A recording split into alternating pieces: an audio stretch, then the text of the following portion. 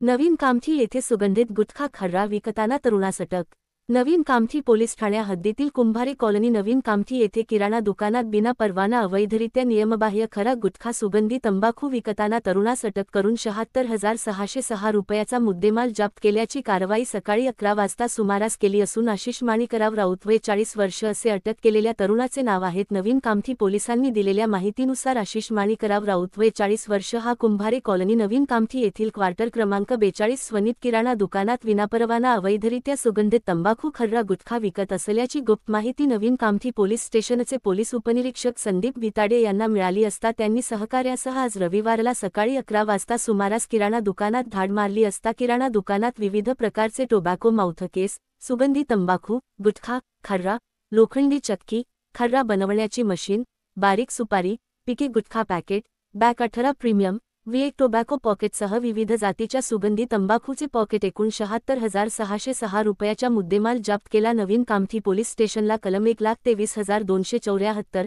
2,75,223 BNS अन्न सुरक्षा कायद्यानुसार गुन्हा दाखल करून आरोपी आशिष माणिकराव राऊत वय 40 वर्ष राहणार कुंभारे कॉलनी कामठी यास अटक केली। वरील कारवाई नवीन कामठीचे वरिष्ठ पोलीस निरीक्षक महेश आंधळे यांचे मार्गदर्शनात सहाय्यक पोलीस निरीक्षक सचिन यादव, पोलीस उपनिरीक्षक संदीप भिताडे यांच्या पथकाने केली।